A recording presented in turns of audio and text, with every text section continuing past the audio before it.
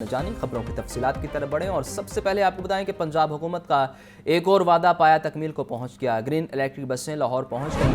ابتدائی طور پر 12 بسوں کو کراچی سے لاہور منتقل کیا گیا۔ مجموعی طور پر 27 بسیں چین سے کراچی منگوائی گئی تھیں۔ وزیر ٹرانسپورٹ پنجاب بلال اکبر خان کا کہنا ہے کہ الیکٹرک بسوں کا افتتاح ممکنہ طور پر 15 فروری تک کر دیا جائے گا۔ زین العابدین سے مزید جانتے ہیں، بتائیے زین۔ شہر لاہور میں ایکو فرینڈلی ٹرانسپورٹ سسٹم چلانے کے لیے انتظار کی گھڑیاں ختم ہونے کے قریب پہنچ چکی ہیں۔ لاہور کی تاریخ میں پہلی مرتبہ ایکو فرینڈلی الیکٹرک بسیں لاہور پہنچنا شروع ہو چکی ہیں۔ پنجاب حکومت کی طرف سے الیکٹرک بسیں چلانے کا ایک اور وعدہ پایا تکمیل تک پہنچ گیا۔ گرین الیکٹرک بسیں اس وقت لاہور پہنچ چکی ہیں اور جو فوٹیج لاہور نیوز کو موصول ہوئی اس کے مطابق ابتدائی طور پر 12 بسوں کو کراچی سے لاہور لایا گیا ہے۔ پہلے مرحلے میں مجموعی طور پر 27 بسیں چائنا سے کراچی منگوائی گئیں اور پہلی کھیپ میں یہ 12 بسیں کراچی سے لاہور پہنچ چکی ہیں۔ بسوں کو گرین ٹاؤن بس ڈپو میں کھڑا کر دیا گیا ہے۔ یہ بسیں دیکھی جا سکتی ہیں کہ سبز رنگ پر مشتمل یہ بسیں ہیں، جس کے اوپر پنجاب حکومت اور محکمہ ٹرانسپورٹ کا جو مونوگرام ہے وہ بھی درج ہے۔ یہ بسیں چائنا سے منگوائی گئی ہیں۔ یہ ماضی قریب میں وزیر اعلیٰ پنجاب مریم نواز کی طرف سے چائنا کا دورہ بھی کیا گیا تھا اور اس دورے میں بھی الیکٹرک بسیں چلانے کے حوالے سے بڑی پیش رفت سامنے آئی تھی، جس میں چائنیز کمپنیز کے ساتھ معاہدے بھی دستخط کیے گئے اور اب یہ جو معاہدے دستخط کیے گئے وہ اب ان کا جو عملی طور پر نمونہ ہے وہ سامنے آنا شروع ہو چکا ہے کہ پہلے مرحلے میں لاہور میں پہلی مرتبہ 12 جو الیکٹرک بسیں ہیں وہ لاہور پہنچ چکی ہیں۔ اس سلسلے میں وزیر ٹرانسپورٹ بلال اکبر خان نے لاہور نیوز کو بتایا کہ الیکٹرک بسوں کا افتتاح ممکنہ طور پر 15 فروری تک کر دیا جائے گا۔ یہ پہلا مرحلہ ہے۔ فیز 2 میں مزید 500 بسیں پنجاب کے مختلف شہروں میں چلائی جائیں گی اور اس کی ڈیڈ لائن 14 اگست رکھی گئی ہے۔ 14 اگست تک 500 بسیں فلیٹ میں شامل ہوں گی۔ یہ بسوں کی چارجنگ کے لیے لاہور میں 3 state of the art terminals بھی تیار کیے جا رہے ہیں، جس میں گرین ٹاؤن جناح ٹرمینل اور ریلوے اسٹیشن پر جدید چارجنگ اسٹیشن اور ٹرمینل بنایا جا رہا ہے۔ جناح ٹرمینل پر 300 بسوں کی کیپیسٹی کا یہ ٹرمینل ہوگا۔ بسوں کو 8 سال تک کی وارنٹی ہے اور 8 سال تک یہ مسلسل جو شہر لاہور کے باسی ہیں اور پنجاب کے باسی ہیں ان کو بہتر پبلک ٹرانسپورٹ فراہم کریں گے۔ وزیر ٹرانسپورٹ بلال اکبر خان کی طرف سے یہ بتایا کہ 15 دن نان سٹاپ بسوں کو چین میں رنرز پر چلایا گیا تاکہ ٹیسٹنگ ہو اور یہ بسیں ہیٹ تو نہیں ہوتی۔ فیز 2 میں مزید 500 بسیں 14 اگست تک پنجاب کے مختلف شہروں میں چلتی نظر آئیں گی۔ سال 2025 میں یہ ایکو فرینڈلی بسوں کا سال ہوگا، جس سے جو بڑھتی ہوئی ماحولیاتی آلودگی ہے ان بسوں سے اس کے اوپر بھی قابو پایا جا سکے گا۔ اس کے ساتھ ساتھ پنجاب کے بڑے اضلاع میں جو رہنے والے لوگ ہیں ان کو بہتر پبلک ٹرانسپورٹ بھی فراہم کی جائے گی۔ اب تک یہ بڑی پیش رفت سامنے آئی ہے کہ الیکٹرک بسیں جن کے بارے میں گزشتہ 2 سے 3 سالوں سے بعض گشت سنائی دے رہی تھی کہ الیکٹرک بسیں لاہور میں آ رہی ہیں، اب اس منصوبے میں بڑی پیش رفت یہ سامنے آ گئی ہے کہ ایکو فرینڈلی الیکٹرک بسوں کی پہلی کھیپ جو کہ 12 بسوں پر مشتمل ہے وہ لاہور پہنچ چکی ہے اور اس کو گرین ٹاؤن بس ڈپو میں کھڑا کر دیا گیا ہے۔ آپ کا شکریہ زین۔ چلڈرن ہاسپٹل کے گٹر میں گرنے سے 3 سالہ بچے کی ہلاکت کا معاملہ، غفلت برتنے پر ہسپتال کے 5 ملازمین معطل۔ وزیر اعلیٰ پنجاب نے ملازمین کے خلاف باقاعدہ انکوائری کی منظوری دے دی۔ ڈاکٹر نسیم بیگ، سینٹری سپروائزر فیصل عطا، سب انجینئر محمد فرقان وارث اور مٹیس مسیح کے خلاف انکوائری ہوگی۔ ملزمان کو الزامات کا جواب 14 روز میں انکوائری آفیسر کو جمع کروانے کا حکم۔ سجاد حسین سے مزید جانتے ہیں، بتائیے سجاد۔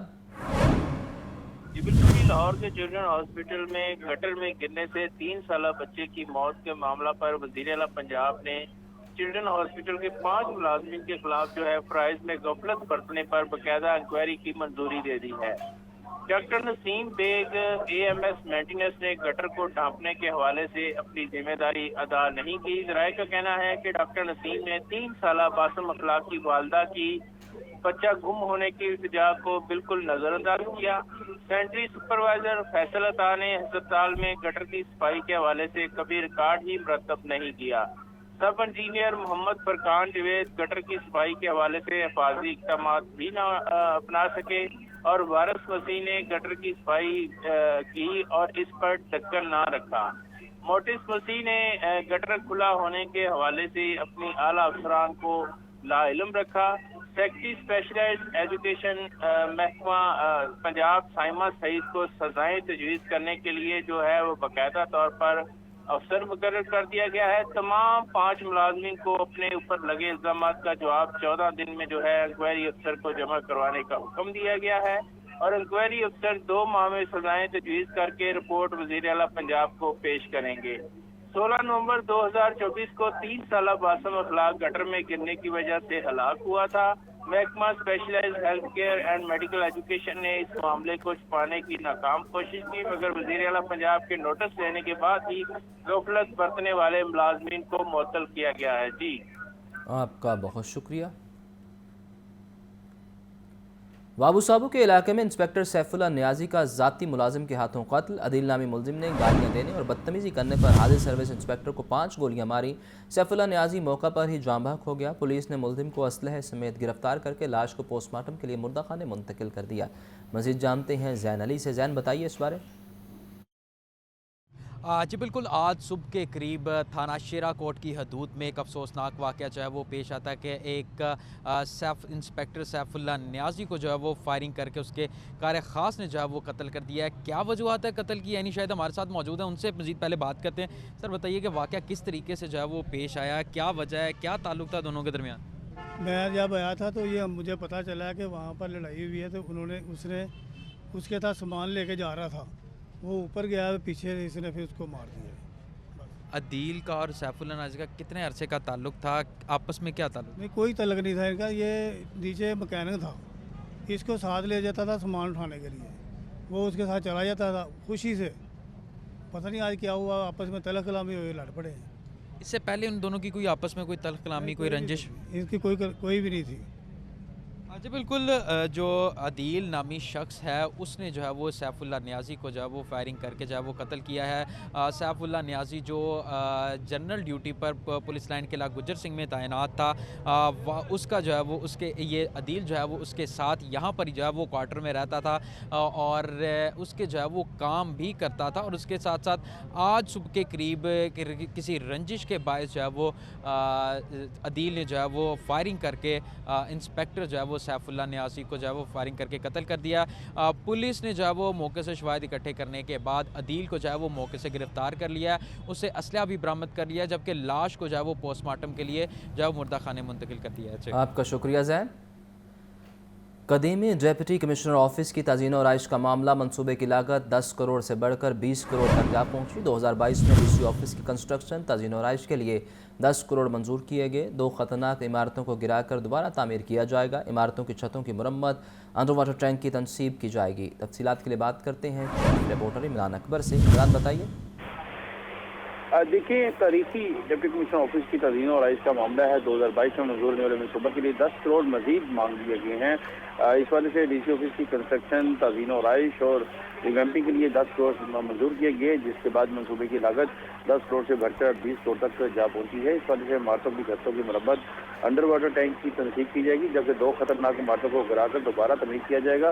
पब्लिक और स्टाफ के लिए बैतुल खुला की तमीर, कदीमी इमारतों को डिमोलिश करके फिर तमीर किया जाएगा। ज़राई इंतज़ामिया के मुताबिक डीसी ऑफिस की बाउंड्री वॉल्स और कवर्ड एरिया को असल हालत में लाया जाएगा। एडीसी FNP मुदस्सर का कहना है कि रिवैम्पिंग के मनसूबे में अहम मनसूबों को शामिल किया गया है, जबकि जिससे कीमत में इजाफा हुआ है। 10 करोड़ की इजाफी रकम की मंजूरी के लिए असम्बली PND को भिजवा दी गई है, जबकि बोर्ड ऑफ रेवेन्यू और कमीशन की मंजूरी के बाद मनसूबा मुकम्मल किया जाएगा। आपका शुक्रिया इमरान। गवर्नर पंजाब की चेयरमैन दुनिया मीडिया ग्रुप मियां आमिर महमूद की रिहाइश का आमद। सरदार सलीम हैदर ने मियां आमिर महमूद से उनकी खुशदामन के इंतकाल पर ताज़ियत का इजहार किया और फातिहा खानी की। गवर्नर पंजाब सरदार सलीम हैदर ने मियां आमिर महमूद के अलावा अहले खाना से भी ताज़ियत का इजहार किया। गवर्नर सरदार सलीम हैदर ने मरहुमा के इसाले सवाब के लिए फातिहा खानी की। इस मौका पर गवर्नर पंजाब ने कहा कि मियां आमिर महमूद की खुशदामन के इंतकाल की खबर पर दिली अफसोस हुआ। ये सदमा बहुत गहरा है। अल्लाह ताला आपको सब्र दे। दुख की इस घड़ी में लवाहिकीन के गम में बराबर के शरीक हैं। अल्लाह ताला मरहुमा को जवार रहमत में आला मुकाम और लवाहिकीन को सब्र जमील अता फरमाए।